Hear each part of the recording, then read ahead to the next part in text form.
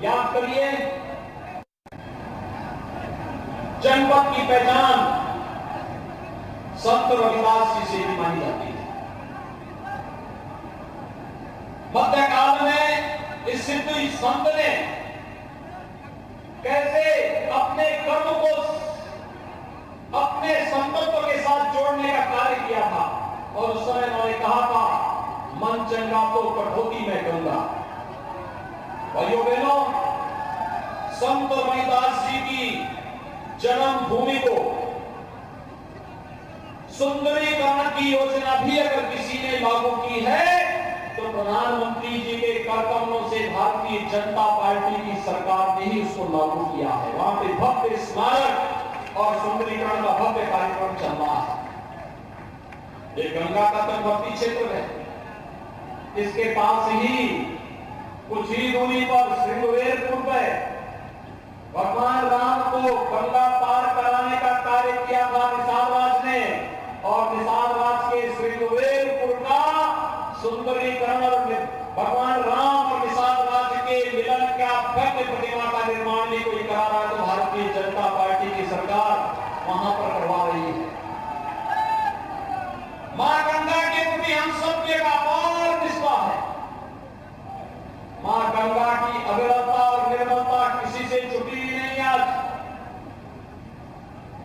लेकिन 7 वर्ष पहले क्या स्थिति थी? गंगा जी में जलीय जीव पूरी तरह नष्ट हो गए थे। प्रयागराज में कुंभ के अवसर पर या माघ मेले के अवसर पर कोई कार्यक्रम होने में बड़ी कठिनाई होती थी।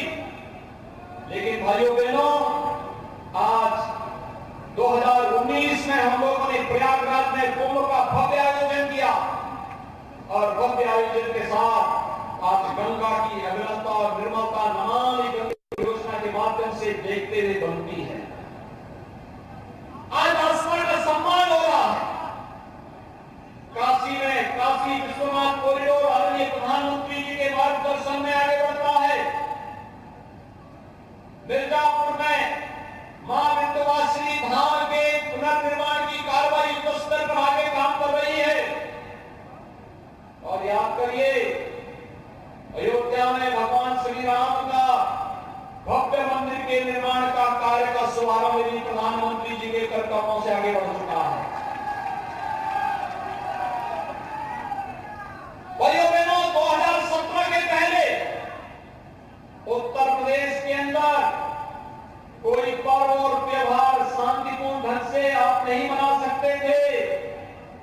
पर्व और त्योहार आता था और फिर कर्फ्यू लग जाता था, दंगे शुरू हो जाते थे, पेशेवर दंगाई आकर के पर्व और त्योहारों में खलल डालने का कार्य करते थे। आज तो पर्व और त्योहार शांतिपूर्ण ढंग से मनाए जा रहे हैं। और भाइयों बहनों, हम लोगों का एक बहुत स्पष्ट संदेश है, हम सुरक्षा सबको देंगे, बिना भेदभाव के सबको देंगे।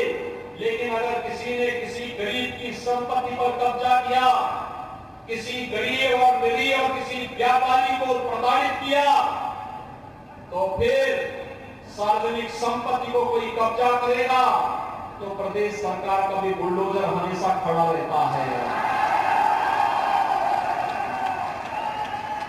और यही नहीं, सरकार का संकल्प यह भी है कि अगर किसी ने पर्व और त्योहारों में खलल डाल करके दंगा भड़काने का कार्य किया तो उसको पहले ही एक पट्टा कर देना चाहिए 7 पीढ़ियों का, कि 7 पीढ़ियों तक उसकी भरपाई करता रहेगा। आज पर्व और त्योहार के समय कोई कर्फ्यू नहीं लगा सकता, अराजकता नहीं पैदा कर सकता, अव्यवस्था नहीं पैदा कर सकता। और भाइयों बहनों, इसीलिए दीपावली के पहले मैं एक बार फिर से आपके पास आया हूं। कोरोना कालखंड में आया था, भदोही के कारीगरों ने कालीन उद्योग को जो नई ऊंचाई दी है, आगे देखते हुए बनता है। हजारों करोड़ रुपए का एक्सपोर्ट यहाँ की कालीन दुनिया के मार्केट में होता है, दुनिया के बाजारों में भदोही को एक नई पहचान मिलती है। और एक जनपद एक परियोजना, एक जनपद एक उत्पाद के माध्यम से इसको एक नई ऊंचाई करने के लिए सरकार पूरी कृतज्ञ भाव के साथ कार्य कर रही है। आज 373 करोड़ रुपए की परियोजनाएं इसी से जुड़ी हुई योजनाएं हैं।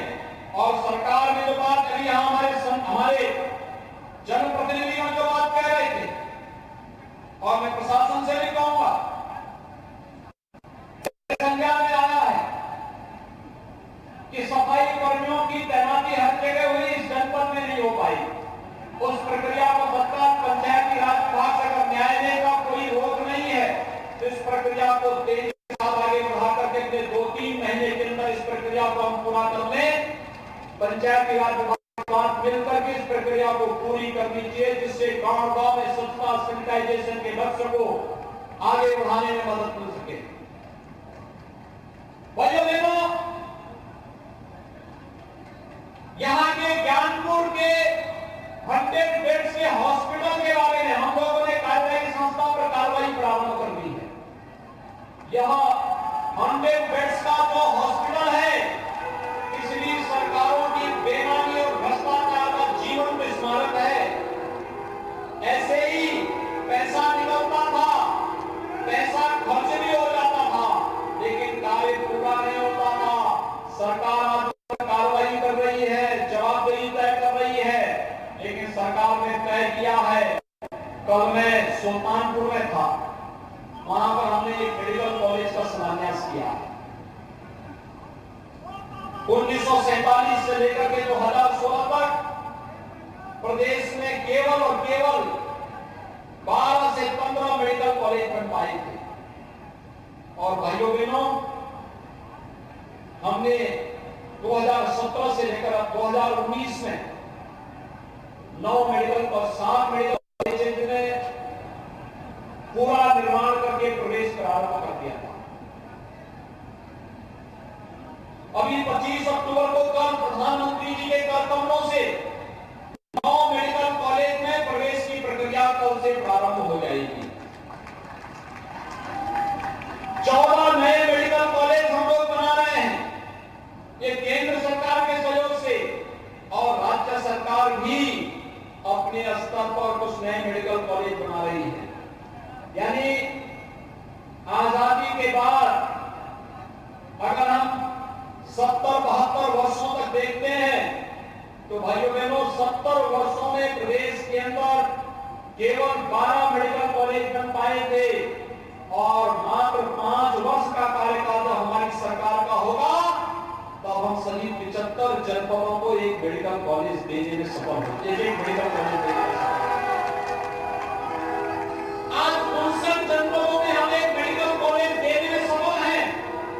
16 जनपद इस कमिश्नरी के मिर्जापुर में मेडिकल कॉलेज की स्थापना का कार्य पूरा हो चुका है। सोनभद्र में मेडिकल कॉलेज का शिलान्यास शीघ्र होने जा रहा है। और भाइयों बहनों, फिर भदोही क्यों बचेगा? भदोही के लिए भी हमने पीपीपी मोड में योजना बनाई। जब हमारे विधायकगण चुनाव लड़ने के लिए आएंगे फिर से, तो भदोही में भी मेडिकल कॉलेज का शिलान्यास तब तक हो चुका होगा। विकास की एक सोच, और यही कहने के लिए मैं आया हूं। पिछली सरकारें अपने और अपने परिवार का विकास कराती थी, और बहुत हुआ किसी पेशेवर अपराधी और माफिया का विकास करवाती थी। गरीब को मकान नहीं मिलता था, गरीब के घर में शौचालय नहीं बनता था, गरीब को राशन की सुविधा का लाभ नहीं मिलता था, गरीब को बिजली का कनेक्शन फ्री में नहीं मिलता था, गरीब को रसोई गैस का कनेक्शन फ्री में नहीं मिलता था। और अगर कोई मांग करता था तो उसको रसोई गैस तो नहीं मिलती थी, पैसा लेकर के नहीं मिलता था, पुलिस के डंडे जरूर मिल जाते थे। लेकिन भाइयों बहनों, अब जनता की सुनवाई हो रही है, जनता को शासन का लाभ मिल रहा है, और शासन की योजनाओं के साथ जोड़ने के लिए ही आज हम सब आपके बीच आए हैं, आपसे कहने के लिए। भाइयों बहनों, आज तो आपको बिजली मिलती होगी, आज आपको रसोई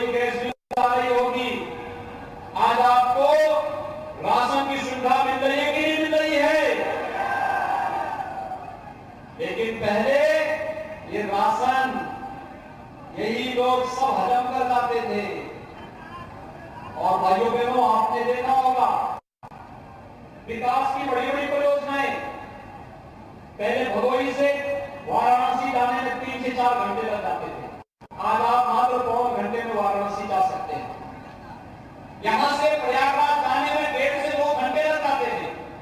आज भदोही से प्रयागराज जाने में मात्र आधा घंटे के आधार से लेकर 1.5 घंटे के अंदर आप प्रयागराज पहुंच सकते हैं। आवागमन को सरल करने, आसान बनाने का कार्य भारतीय जनता पार्टी की सरकार ने किया है। और भाइयों बहनों, यही कहने के लिए आज हम सब आए हैं। हमने इंफ्रास्ट्रक्चर डेवलपमेंट के कार्य को भी आगे बढ़ाया।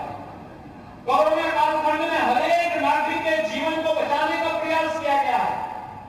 ऑक्सीजन की किल्लत हुई, हर जिले में चिकित्सालय में ऑक्सीजन प्लांट लगाने की कार्रवाई की हुई। वैक्सीनेशन 12.5 करोड़ लोगों को अब तक हम वैक्सीन फ्री में उपलब्ध करवा चुके हैं। और देश के अंदर प्रधानमंत्री जी के नेतृत्व में 100 करोड़ से अधिक लोगों को वैक्सीन दिया जा चुका है।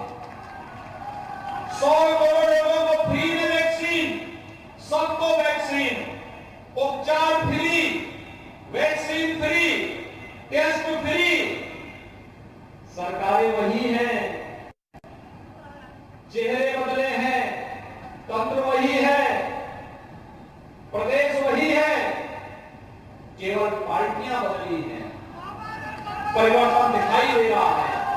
और भाइयों बहनों, यही परिवर्तन आपके जीवन में, आपके आने वाली पीढ़ी के जीवन में परिवर्तन लाएगा।